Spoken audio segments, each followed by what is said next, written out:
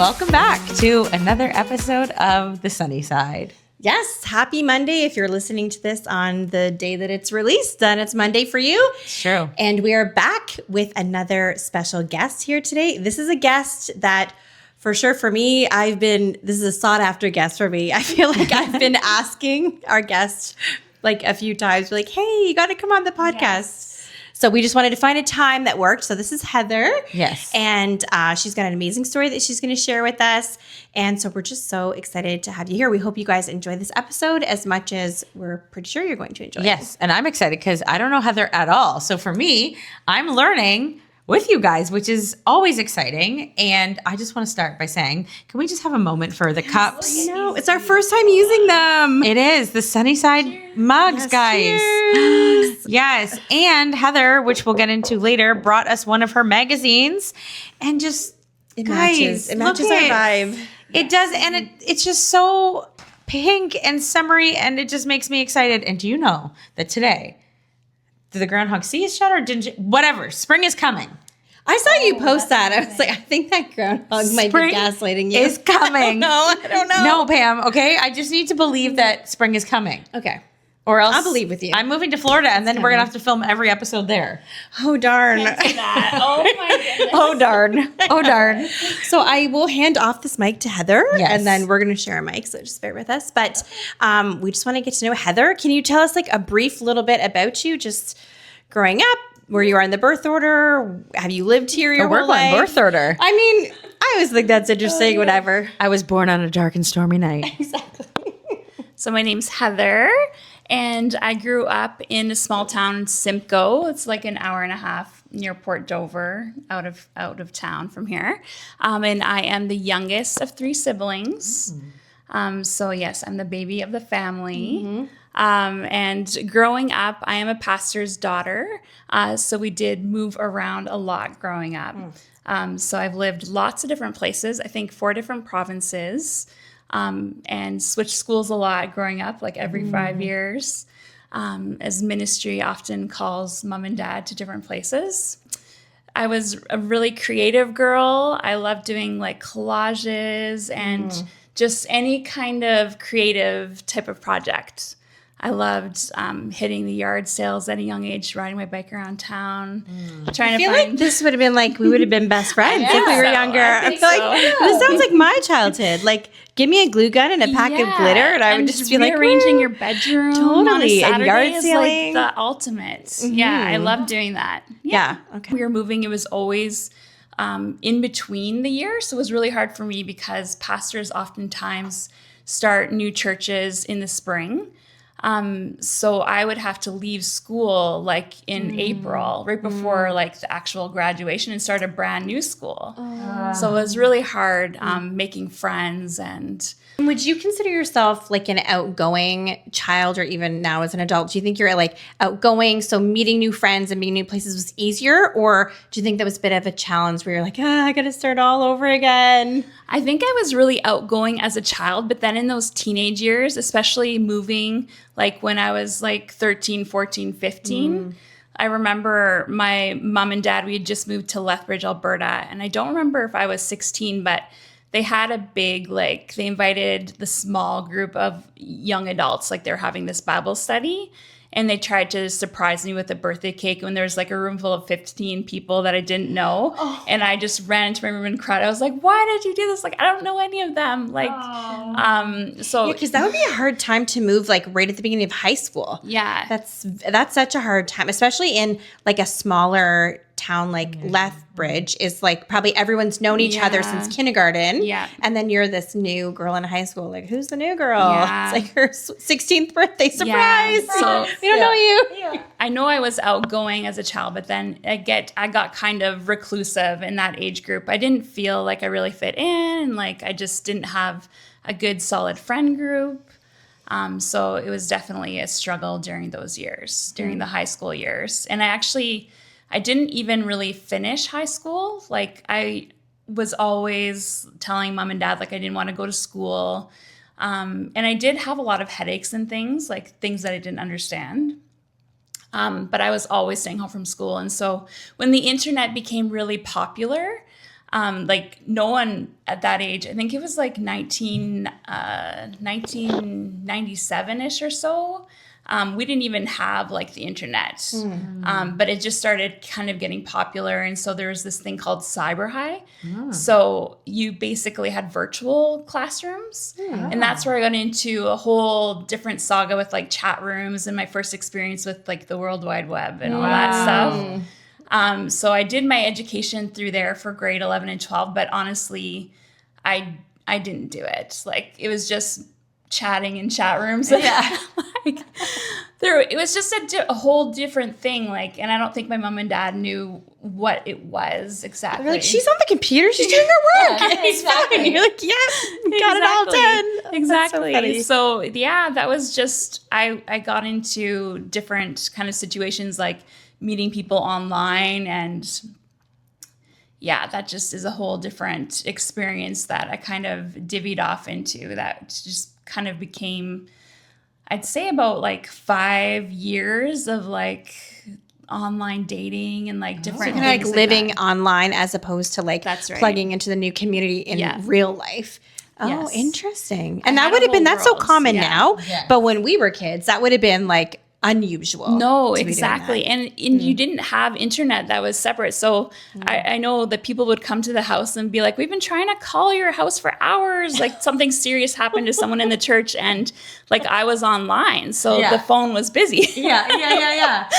It's back when it used to make that like noise. Yeah. when you're trying Oh, to the dial noise. up. Yeah. Yes. Exactly. So then you you got married young-ish?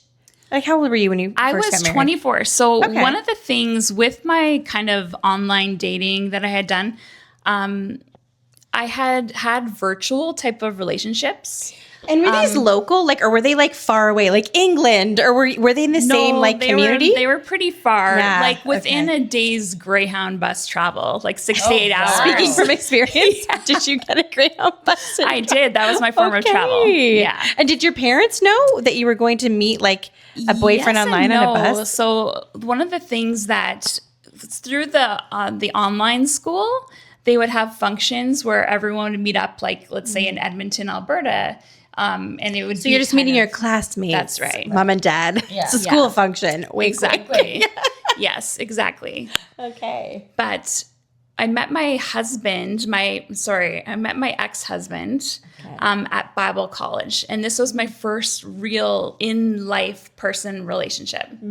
So I think that's one of the reasons why I was so smitten, because I had like online type of relationships that grew in a different way than in person, but having someone in person recognize you and like express their adoration towards you in person, it was very validating for me. Yeah. And so that is kind of what intrigued me about pursuing a relationship in person.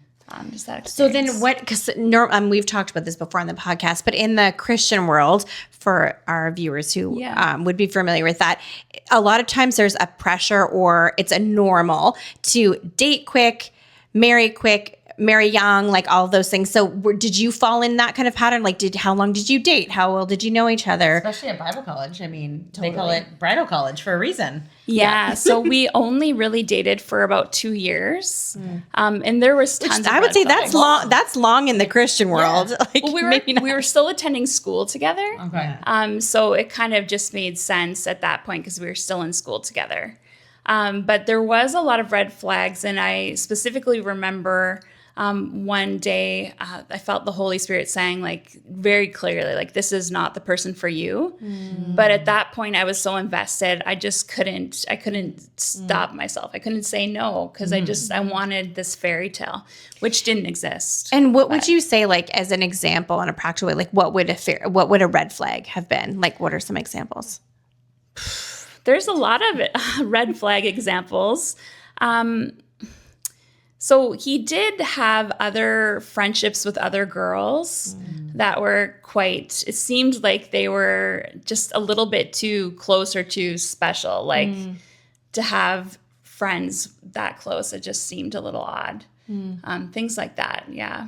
Right, where you're kind of already thinking like, Yeah, how many going on here? girlfriends? Right. Yeah. Like, why? Why are you spending the whole day with this person? Like, what? Yeah. So you guys, do you end up getting married? Yes. And then what is that like? Are there like a couple years where it's like going well and you're thinking, okay, I am getting this fairy tale, or was it kind of rocky from the start? How long were you guys married? We were married 8 years. Okay. So it's so lackluster. Like it was just a marriage, like without really any excitement or any, it was fun, but there just was never a deep love there. Like, and I recognize that now, just being now I'm married a second time to someone who really does love me and appreciate me. And there's just night and day difference. Wow. It was So just like going that, through like the emotional motions. connection was lacking, like in that. Yes, very much so. And like there's lots of, obviously in relationships, ups and downs and different experiences to share. But I will say, like after about very early on, like 2 months into our marriage, there was this woman who knocked at the door, and like my ex at the time just told me, he's like, go into the bathroom.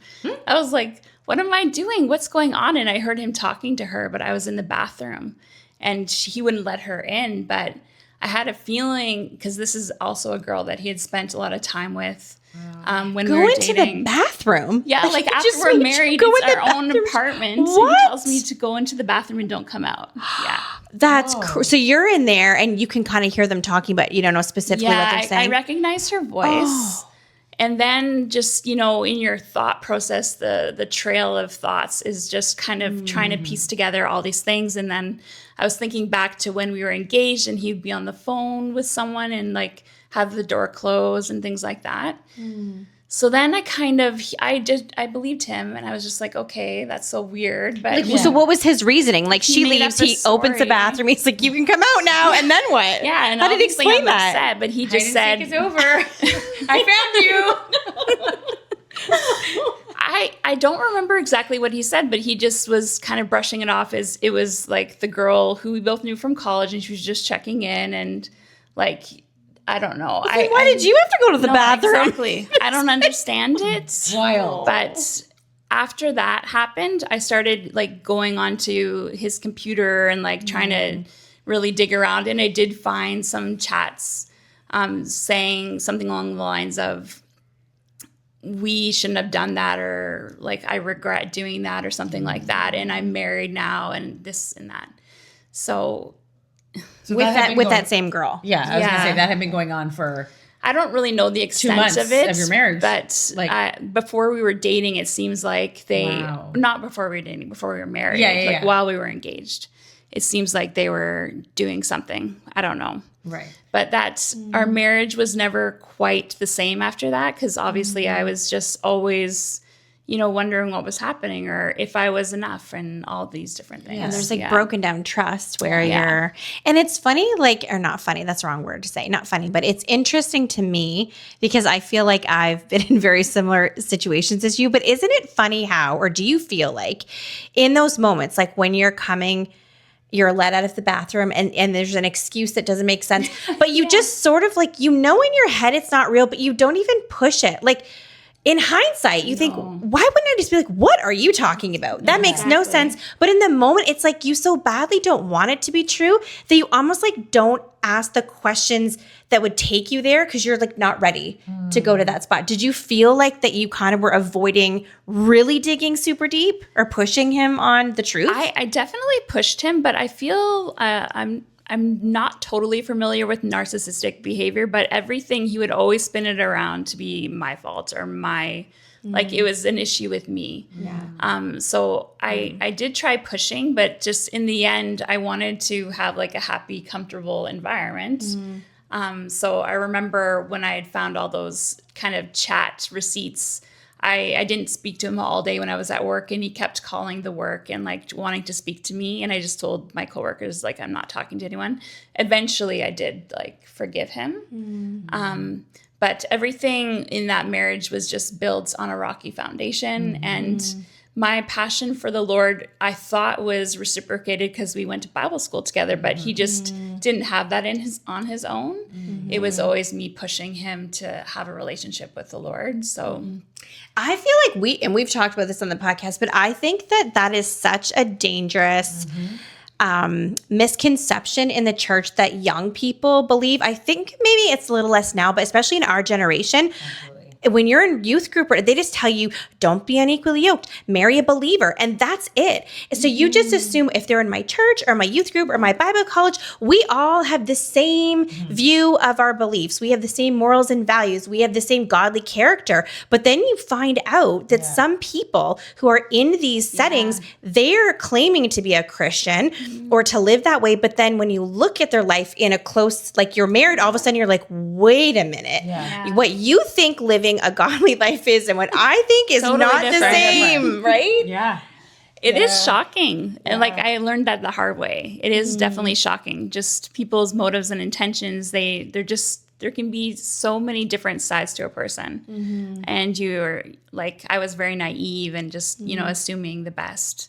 But eventually we did, so we just got through all those things. I kind of pretty much put that to the side. And then we moved we were living in BC, so we moved to Ontario. He was becoming more and more kind of on the heels of his career. And then that kind of opened up a whole nother thing just with, his colleagues and moving up in the world with his career. And then I was kind of left down in the dust. Yeah. So was he sort of planning, was he sort of planning to end the marriage, but he was like doing it slowly, or like why would he do that? Yes, I think he was. So he was just feel like, like I'm it was going to all ice her out strategy. and like make you leave him kind of thing by just icing And you out? Or? eventually that's what happened. I called my mom and dad and I said, can you come get me, Dad? Like I can't. And then I came back to Niagara Falls and we did try again. Like he came and moved to Niagara Falls and we were together for like 6 months or so. But again, the whole time he was just setting himself up. Like he had been looking for apartments back in Toronto and he was already moved on. And there's more to that story as well. But I just I believe there was somebody else there as well. The necklace that he got me for I think it was my 33rd birthday. It was so beautiful. It had kind of this interesting cultural kind of teal colors and things. And I just asked where he got that. And he said the gift shop at work. And then I found out that the girl who he's now married to worked at the gift shop at that place. And like, I just knew like he had been, obviously talking with her and who knows. Yeah. But yeah, so he's still with that person. And So you moved back to Niagara Falls, and then he ended up back in Toronto. And did you just slowly kind of dissolve the marriage, or were you like, I can't do this? Was he like, I can't do this? Was it just more mutual at this point, given the history of the last 8 years? Yeah, we had tried going to a few different counselors. And in the end, like one counselor told me, so he met with both of us at one time. And then he just said, Heather, I don't want to meet with him. Like, just you come. And then when I was meeting with him in private, he said, like, this is not good. Like, you don't need to be in this. So it was definitely something that was going to be ending. But we didn't officially get divorced for quite a while because I have multiple sclerosis. And one of the things with that is the drug treatment plan costs so much. And so he had full 100% medical benefits. And so for a few years, in order to stay on those benefits, we stayed separated. Okay. Yeah. Okay. I was going to say, going into obviously I'll go there in a minute. Growing up with pastors as parents. Yeah. What was that like for your parents to like walk you through? Because I just think in the church world alone, right? Like divorce is like such a scarlet letter. Like it is like no one does it, and you stay and you grin and you bear it. Like at least back in the day, it was a lot more like that. So what was that like for your parents to like watch their baby girl walk through divorce, and what did that look like from their perspective? Were they trying to encourage you? Were they supportive of you? What did that like feel like for you? They were obviously really devastated just because they felt really betrayed and let down as well. And, you know, you never want your daughter to be with someone who's not going to be in it for the long haul. And part of like my diagnosis with multiple sclerosis and things to that nature is I really needed someone like to support me, be my corner. And then I was totally abandoned, essentially. So it was very hard, but they're like the most incredible parents. They just, you know, they loved me and took care of me, and you know, they were understanding. I'm the first one in like our family to be divorced, like in our immediate family. So I did feel that stigma, but they were definitely, they didn't want me to be like miserable and dealing with this person. So they were understanding. Yeah, of course. Yeah, and I can vouch for that. Your parents are really amazing. I love your parents so much. They're so sweet. So, okay, so then can we back up a little bit? I'm so interested to know about your MS diagnosis. Like, how did you come to realize that you had MS? How did you get that diagnosis? When did that happen? And take us kind of back to that moment. Like you said that you had experienced a lot of headaches and stuff as a child. Was that kind of the beginning signs of it? You just didn't know? Yes, I definitely feel like the headaches were a beginning sign. I was always feeling like a lot of facial pain and pressure in my face. It was probably, I think I was 18 or 19 years old when I have glasses and I have to go to the eye doctor. And so, you know, they always take that bright light and they look at the back of your eye. And he noticed some brain fluid behind there. It was like a buildup. And with nerve damage, that can cause swelling and create that. So he just told me to essentially keep an eye on it. And I did go back to him a few times. And I think he might have ordered an MRI, but it didn't show very much on it at the time. So it was kind of pushed to the back burner and just, you know, hopefully this will resolve itself. But then so hard to remember the dates. But when I was just newly married and going off to Sheridan College, I experienced like a lot of spottiness, and eventually it felt like I was losing my eyesight. It was all blurry in one of my eyes. So I saw another eye doctor, and he was really concerned, and he ordered some more MRIs, and he was able to get the MRI from earlier and then kind of compare them. But it wasn't until after it happened in my other eye, and this was like another 6 months later, that they confirmed, because there's a number of things that you have to go through in order to be like actually diagnosed. There has to be like a few different instances.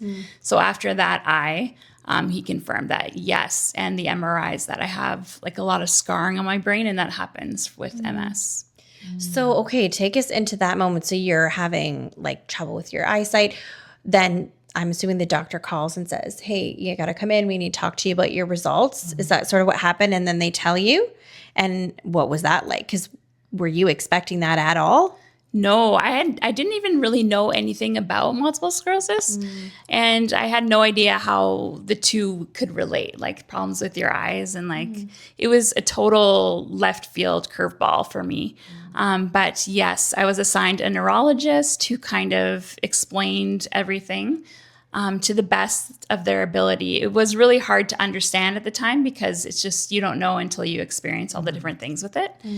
But they started me on a drug called Copaxone, and I had to inject myself every single day with that. And there was someone who came by the home and taught us how to use it.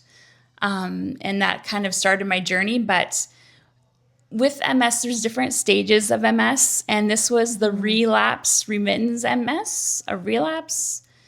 Yeah, so every 4 weeks or so, you might get a new symptom, but it would correct itself. It would get better. So like my eyes got better every 4 weeks or so. Like it just, you have a relapse and then it gets better. There's 2 terms. I think it's relapse remittance, but I could be wrong. Okay. So that was happening for the next few years. Taking the drug, just those things would happen. Like I might lose feeling in the side of my face for a little while or have severe back pain, things like that. But the issue would correct itself.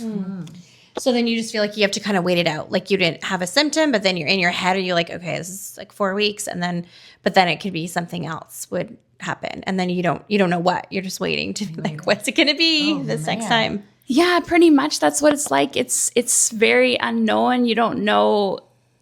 Now that I'm so far into it, because I was diagnosed in 2010. So it's been like 15 years now that I can kind of know what's going to happen or what the sensations are. But when you're first experiencing it, everything that happens, you're like, what is this? And, you go into Google and you're searching for answers. But it wasn't until, so essentially all those years, I was just taking my drug. It's a preventative drug to help you not to have further damage. What MS does is the cells in your body, essentially, they're going rogue and they're attacking after the casing on your nerve cells. On your nerves, sorry. It's called myelin. Every nerve has it on the outside. So it eats away at the myelin and then exposes your nerves. So after your nerves are exposed, things can happen as far as debilitation goes because over a period of time, the more nerve damage, that's why there's varying degrees, but it can turn into like a progressive MS, which is what I have now because there was nerve damage that happened that my body was not able to recover from. And so you mean progressive in the way that it gets worse over time? It's not like how you said before, like you have something, it kind of repairs itself and then goes back. Now are you saying that there's damage that's sort of prolonged and isn't getting better? Is that what you're living with now? Yes. So in 2020, so this is the COVID era. Yeah. So November 2020, I was actually getting ready to release the November issue or the fall winter edition of PERSONIFY Magazine. And I just remember I was at my parents' place and we were packaging magazines. And when you're crouched on the ground and you go to stand up, and I was like, my leg was feeling funny.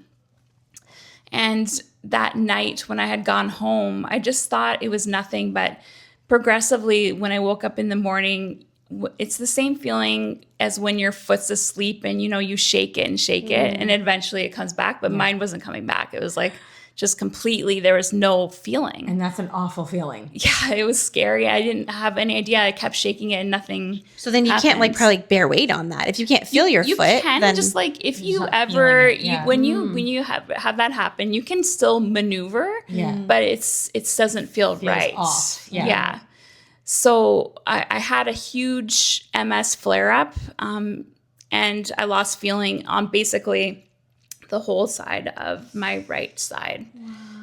So and was that kind of the worst you'd ever had? Like the most extreme? It was huge. This was like the biggest event, and it's left me totally debilitated on this side, and it never healed.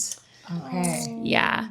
But my neurologist gave me, what's that one that's like, what's that? When it what am I? It's not testosterone. It's I know what you mean. like steroids. Okay. Oh my gosh. She gave me so much steroids. And so that helped fix the feeling in my leg, but it just never fully recovered. So from November 2020 all the way till the spring of the following year, I had to take a leave from work every day. It was during COVID, kind of the aftermath of COVID. So every day my dad would pick me up and take me to my mom's place, and she would take care of me, wash my hair. I couldn't pick up a pen. I couldn't do anything. Like it was hard to turn around in bed, and like going to the bathroom is like a challenge. Yeah. Yeah, that's too much information, but I have to use my left hand, like, and it's not my dominant hand. Wow. So my mom would wash my hair or just all those things. And slowly, I started to regain some feeling. But it's not the same. Like I can't, like I wrote Pam a little card, like a thank you card today, but it takes all my strength to write that. But during the initial stages, I couldn't even pick up a pen. So it's like improvement, but not back to how it was. So it's like I can't feel, like I can feel the pads of my fingers a little bit, but if you put like a fur coat in front of me and I'm feeling with this hand, I can't tell that it's fur. Wow. Yeah, it's. So what is that like? Is that like scary for you? Like how do you deal with that? It is scary for me. There's just it's kind of like you guys, your whole podcast, The Sunny Side, because there are a lot of people with MS who are in wheelchairs, and like I'm just trying to embrace the amount of time I have, like actually still being mobile. Like it is hard. Most people don't know it's the invisible disease, because you can look at me and think nothing's wrong. Sure. And I try my very best to present myself in a way that nothing's wrong, but everything is just like just walking, like just walking anywhere. I can't like carry bags at the outlet mall and walk at the same time, or like when I'm washing my hair, I can't feel my scalp, so I use this hand. You don't really have that sensation. It's all something I'm very familiar with, and so I'm just accustomed to it now. But I do wish like more people could understand, but I'm mostly just grateful that it hasn't progressed any further. I'm on a new treatment. It's an infusion type of treatment, so I go twice a year. For a few hours, I sit there and get my infusion, and it's supposed to be the best. So I'm hoping that nothing else debilitating. There's no more incidents. Yeah. Did you have to really learn how to use your left side? Like, was it like rewiring of your brain? And was there like rehab that could help you with that? Or were you kind of left to your own? Like, what sort of resources are there out there to help people with MS? So I'm in physio right now. It's kind of a new thing I just started. So that is really good. It's repetitive movements and things to help train your body to lift your leg like in a certain way. Just repetitive movements to help ease the tension like in the hand. It's very inflamed. The thing is with MS is there is no cure.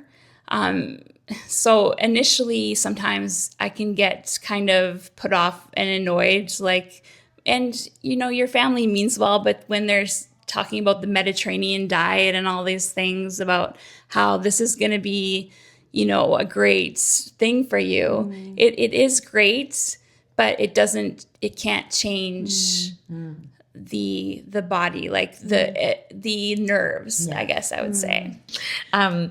Can you drive then? Obviously you drove here today, so I know that you can drive, but like, so you've lost some feeling, but enough that you can still drive safely. Yes. Okay. So driving is one of those things that does require a lot of attention and focus for me. With MS, I have something called drop foot. And so there's part of the ligament in the base that it's hard for me to point my toes up. And that's often the leg that I trip over things, and it's something is damaged that prevents it from kind of lifting up. So that's why it's hard to walk. And when I'm driving and using the car, lifting my leg from the gas to the brake is really hard. So I keep my heel balanced on the ground, and then I just move the top part of my foot. But right now I'm looking for a new car because I have a 2004 Honda. And one of the hardest things is finding one that is where it's not too high. Because if I have to lift my whole leg to get to the brake, then that is a problem because it's too difficult. Right. But I do use my left hand mostly. Okay. doing up my seatbelt in the car. Like oftentimes I have to get my husband or whoever I'm riding with to put it in there for me because the right side, I don't have the precision to click it in. So this is, maybe this is a sensitive question, but so is it possible that with your MS,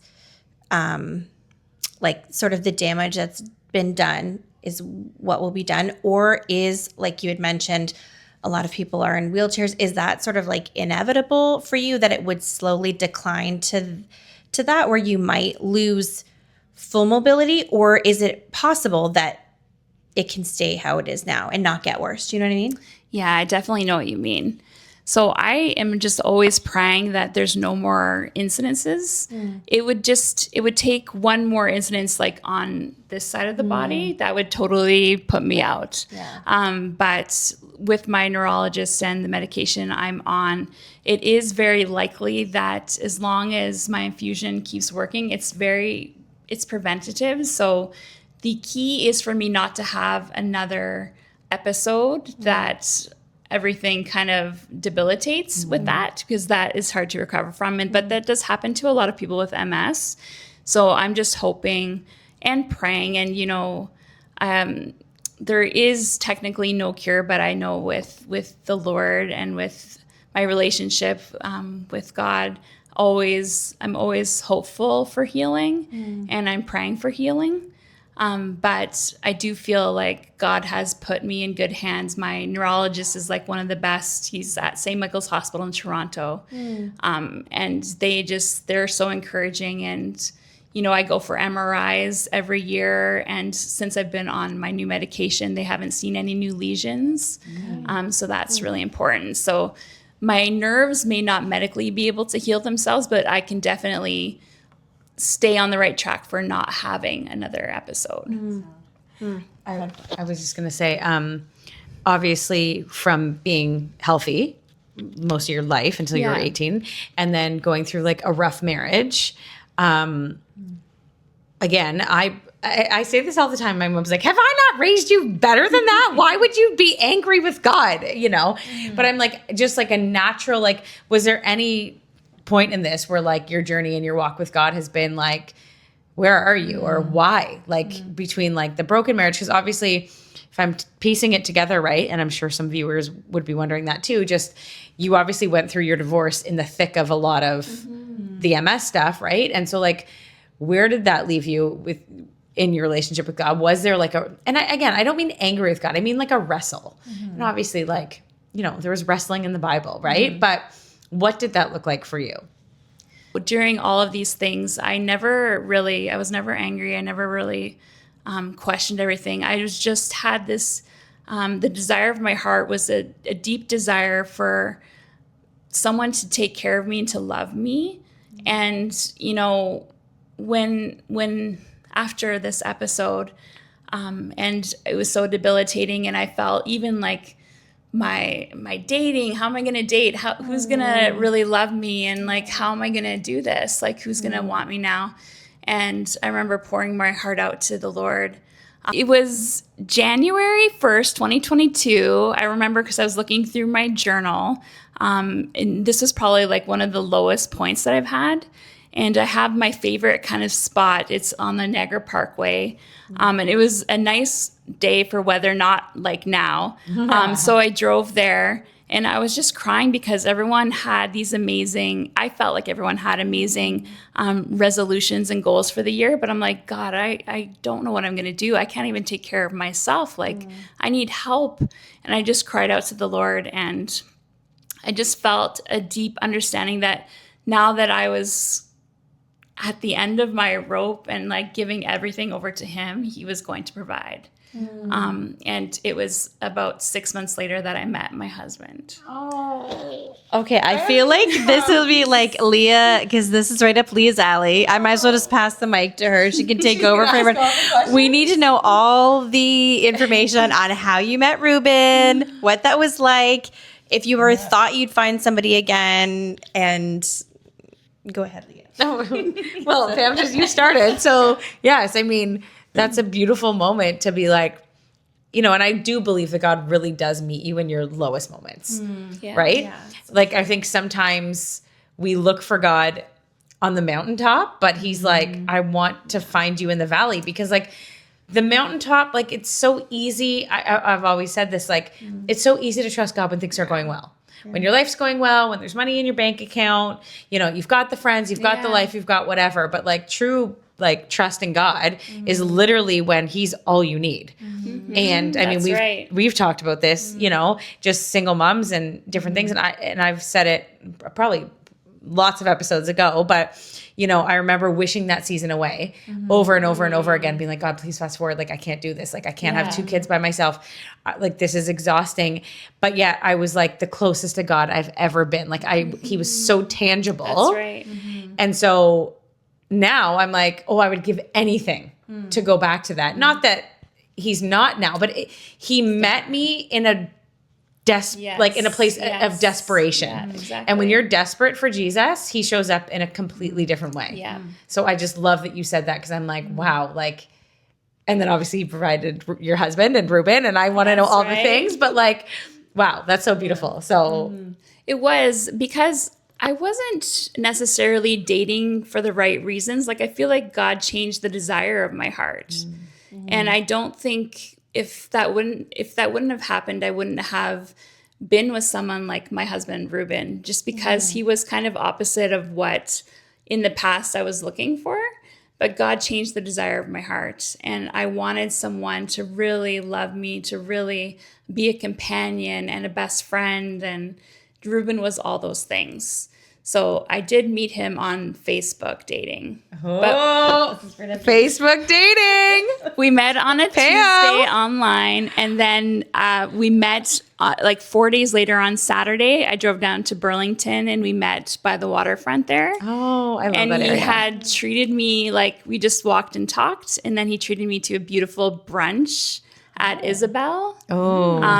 And I just knew he was the one, like, from that moment. Wow. And we never stopped talking since. Wow. And so this was in 2022. It was June 2022. So I had said that prayer January 1st, and June you met him. Yeah. So what was different about like the other people that you'd been dating? Or were you dating other people? And then you said kind of you were looking for the wrong thing. Like, what was different about Ruben? His passion for the Lord. Oh. Because I had dated, you know, different people online, like through social media and things like that. But again, it was nothing meaningful. And some people might say like they love the Lord, and, you know, but it just doesn't show in their character, and they weren't living for God. And Ruben was the total opposite. Like he just, when we first started dating, like we would pray in the morning and at night, even though we weren't in the same place. Like we would call and do it like before work, and we still do pray all the time together. But I always wanted to share that with someone, like a prayer life. So when you met him, you were still living in Niagara.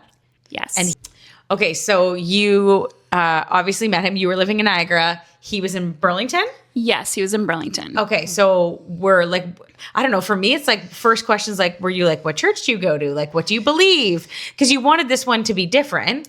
And like we said, like Christian, like they're, you know, you want them passionate about Jesus. So like, what were some of the questions you were asking him? We need to know for Pam. Down the line. Definitely. I wanted to know like if he had an active faith. Yeah. And he is a chef, so often he's working Sundays. So I did understand that he wasn't able to go to church very often. Ruben always had Sunday, Mondays off. So when he was living in Burlington, he would come down usually early Sunday morning and come to church with me. Okay. But he didn't have a lot going on at his own church just because of his work schedule. He didn't always have, exactly. And we just really connected. Like it was almost effortless in that sense. Like we just had the same adoration and conviction and love for the Lord. And it wasn't, there wasn't anything else kind of fronting for him on that. It was just his genuine, honest personality and character. I love that. So you guys met in June, and then how long until you got married? So we met in June, and then I think we dated for 2 years, and then we got married. So you're like newlyweds. Yeah, we still. are. We've been married for a year and a half-ish. Okay. Yeah. Okay. And you feel like, I know that earlier on you were saying like, you just want like a companion. You want someone to like be able to help take care of you. And do you feel like you, obviously, you're like when you talk about him, you're beaming. 100%. Yeah. Yeah, he just has just this, it's so natural to him to look out for me. So with the debilitation in his hand, I really lucked out because he's a chef and I can't use a knife. It's hard for me to even hold cutlery. I use my left hand. So it's hard for me, like logistically, when we were dating, it drove him crazy that I would go to the frozen food aisle and like all the microwave stuff. He was like just totally Like disgusted. yeah, he was horrified. Yeah. He's like, what are you thinking? He's like, this is crazy. Yeah, so he totally changed all of that and cooks fresh things for me all the time. But sometimes he'll blow dry my hair for me. He has helped me to put my hair up in a bun every now and then. He's getting better at that. He just cares for me so much. Wow. Like he always holds my hand when we're walking. Damn, see? We need to get you a Reuben. Wow. It can happen. It can happen. See? I'm telling you. She just got to a point of desperation. Who did? Me? No, that was me. Heather! I feel like maybe you're kind of still too independent and just Yeah. like wanting to handle things on your own. That's I right. have questions. Okay, but this is my question. I just she's need avoiding. Well, okay, She's no, avoiding. but okay. I guess you need to walk me through this. I guess I don't understand. So when you say like Facebook dating, I just can't imagine it. So like you go on Facebook, and then what? There's a message from somebody. No, and like they're like, "Hi." You're looking through pictures, right? But just like a dating app. it doesn't have to be like something that's prolonged. Like I saw him, I liked him. I just like was like, this is my guy. Like you can tell him to feel the vibe of someone. Just from before you looking talk at to him, and in his profile, he talked about his Okay. relationship with the Lord.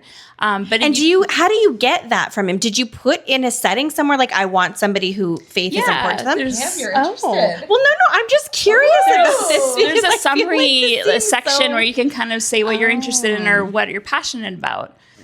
So And it you don't helps. have to like spend a lot of time doing that. My whole thing was because I had done that for years and it can go on and on and on, like texting back and forth. I was like, let's just meet each other. Because that's the thing. So then, okay, you see his profile, you're like, ooh, I'm interested. And then what? Like this person you don't know, you're just like, hi, I'm Heather? Like, I don't understand that. Really? What do you mean? I don't know. I can't imagine it. Have you really never never done it. set up No. a profile or tried it all? No, Wow. no. So then you say, hi, I'm Heather, and he says hi back. And then how are you You're just talking to someone you like, don't know? oh, I just finished. Like he didn't message me right away because he was busy working. Okay. So he's like, oh, I just got finished my shift. Sorry, I didn't reach out sooner. Okay, so they How's can be your like, oh, night where do you going?" work? And Yeah. okay. I Maybe see I'll it. set up a profile for you. And I'll just start chatting and they're going to think it's you. We'll do your picture and everything. So then by the time you need to go in, the hard work's done. They're gonna be like, "Oh, I thought you were terrified of flying. I thought that you never mentioned liking watching Little House on the Prairie." I'm going to pretend like I'm you. So I'm going to think like Pam. Okay. That's what's going to happen. This could be risky. I don't know, Pam. I feel like you're like Heather is more. She could fake me better, maybe. The thing is, a lot of experience. I will say it is very, very difficult because I had met a lot of different people and you meet someone once and you don't feel that spark or there's not that connection. Like it's only a God thing. So it's Do you tough. have any like stories? Did you ever meet anyone that you were like, "Oh, this is welcome to Crazy Town"? I have too many stories. Tell us what Like I have too many stories, but I'm not sure that they're very appropriate for here. Let's just say that You'll tell us off camera. yeah, it's a scary world out there. It's scary. It's scary. It's scary, but you know, But look at there is the right person out there. But yeah, there's a lot of I did find somebody online. That's true. Yeah. But you have to kiss a lot of, what did they say? Kiss a lot Frogs. of frogs to meet your friends. Is that a thing? They're going to say kiss a lot of boys. I was like, been there, done that. Ding. I know. I feel like there's so many things in the dating. It's changed so much over the years. But it's a nightmare out there, Pam. It's a nightmare. This is the thing, because I have other friends who do it, and we've had girls' nights where they tell their stories, and Yeah. I mean, it's funny for me because I'm just listening. Like, I will be laughing till I'm crying. And I've said to my friends, like, you're going to end up on Dateline. Like, you've got to stop this. 100%. This is like some of the things that have happened. It is that scary. I wild. could have been on Dateline like many different times. I swear, like, the Lord protected me in some situations, but like, it is rough. Like, it's scary and rough out there. Wow. Yeah. So crazy.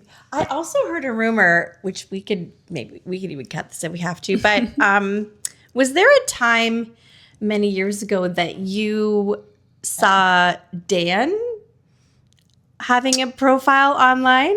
Did you discover that? Because I heard a rumor that when he wasn't supposed to be doing that, there he was. So I didn't see Dan, but one of my good friends saw Dan on Tinder, and she told me about it.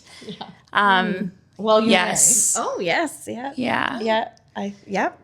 Okay. That would have been shocking. I was on that particular dating app every now and then, and I personally never saw it, but she did, and I think that would have freaked me out. Like, You I'd be probably like, would have what in the matched. world? Like, Imagine that. oh my gosh. Seriously. No.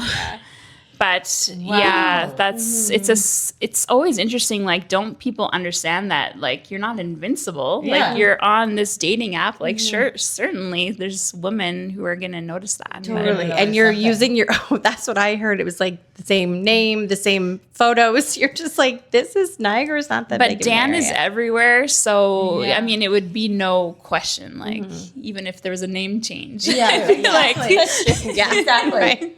Right. I know. Wild. Crazy, right? So Wow. but then you met Ruben and he just Yeah. seems so lovely and you just seem so he happy is together. such a blessing. Ruben is a blessing from God, and we're always thanking the Lord like every single day, because Ruben was offered a position like at Trias without even really trying. Like because he moved from his chef position in Burlington. It was a big change for him. He had been there for a number of years, but he didn't even have to go for an interview. He got the position at Trias, and we also got a beautiful place to rent in the condo building just like 5 minutes away from there. Like, God just orchestrated everything together so perfectly, which I feel like he's just incredible. He understands every single of our heart's desire. And even before the place where I'm currently living, I was in this really small basement apartment that had no light. And now I have like wall-to-wall windows, and just the sun is beaming in. And like, God cared so much about those little details for me. I love that. So it just makes everything so nice.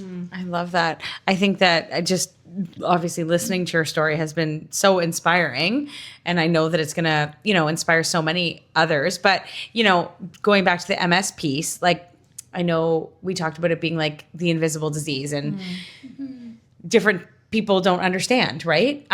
What would you say to people that you'd want them to know, or what is something helpful that, like, somebody that doesn't understand MS, like, how can we help, or how can we have a better understanding? And if you, could give like one piece of advice to say, this is so helpful, or I wish that this would have been done. I think the main thing is to be more aware and to pay attention. If you know someone who has MS, like if we're going out and we're going to the movie theater or something, like, think about where we're sitting. Like, it's hard for me to go down the stairs to the bathroom unless there's a railing. All those things, like making sure that the driveway is taken care of and there's nothing that I could trip over, or just all the little things, just being aware and being conscious of those things, which is hard. You don't always know. But it means a lot when someone's kind of thinking ahead, like I hate going to buffets because I can't hold my plate and the spoon to serve the food, and just all those little things, which you might not know unless you're around me all the time to know those hindrances. But just once you know, just try to be a little bit aware and empathetic, I guess, and patient. Because there's probably things that are just second nature for everyone else. You don't think about it, but for you, it's a challenge. Exactly. And it's something that makes whatever you're doing like very difficult. Yeah, because that's the hardest thing. You know, I have a full-time job and I show up to work every day, but the amount of effort that it takes for me to like do my buttons up on my shirt or put my shoes on or do my hair, like all those things take exuberant amounts of effort. And there's also a lot of fatigue and like there's so many different symptoms with MS that are ongoing, but just for me to show up is a lot of work. Yeah. How's your work been like pretty understanding? Like, I just think even how you're saying, yeah, it takes you longer. So like, what are your hours, like 8 to 5? I work 9 to 5 Okay. and my work is really great. They do definitely understand and try to accommodate. But again, there's just things that it's hard to explain and hard to verbalize, but even like just talking, the thoughts that I have in my head are not always, I'm not able to always project those outside. Like it's labored, it's tired. Like it's the back of my throat and everything is tense and it's not easy for me to communicate. So just the patience that requires, I don't think people often understand like how hard it is. And like typing at work, I can use like one finger, right? And so it's just difficult. Yeah. And you would be getting up probably extra earlier because I everything get up takes at 6, to start getting ready. Yeah. Yeah. Wow. Yeah. Sorry, I have a question.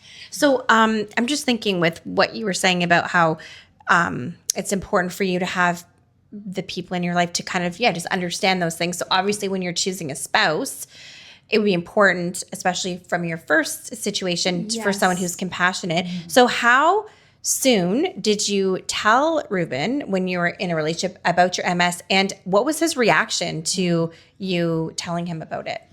So I did tell him really early on because it's kind of like one of those, the elephant in the room that you just want to just get it off your chest.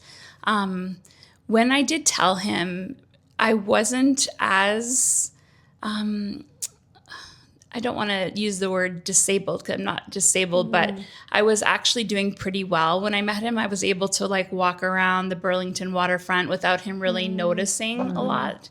It has been harder for me, my walking and my mobility since that time.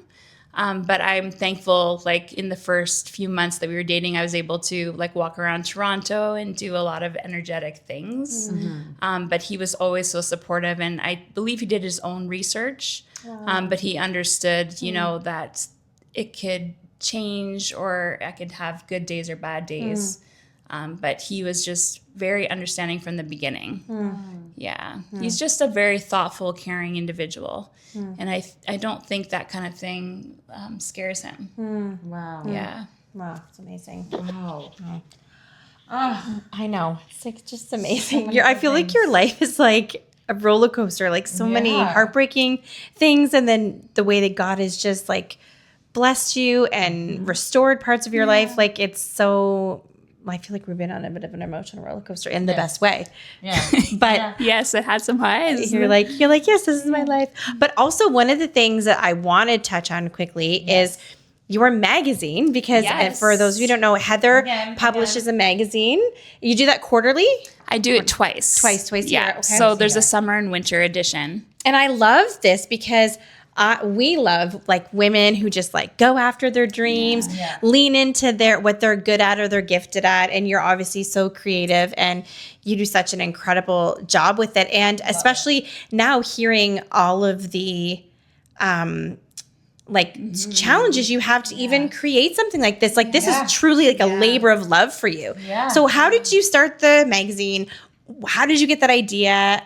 Tell us all the things about Personify. Yes, for sure. So back when I had a kind of a transformation and Jesus transformed my life and set me free, that was in 1999 or so. I was really, really just kind of renewing my relationship with the Lord. And I was working at a summer camp in Alberta. And I really felt one evening, just sitting under the stars, the Holy Spirit was saying, you need to start a magazine. And growing up, I had done collages, like so many collages. I would cut out all these images and kind of create artwork with them. And so back at that time, a magazine seemed like impossible. I was like, how am I going to do this? But God just really impressed my heart to meet other women and share their stories and about transformation that they've experienced. So it started with a big dream and an idea.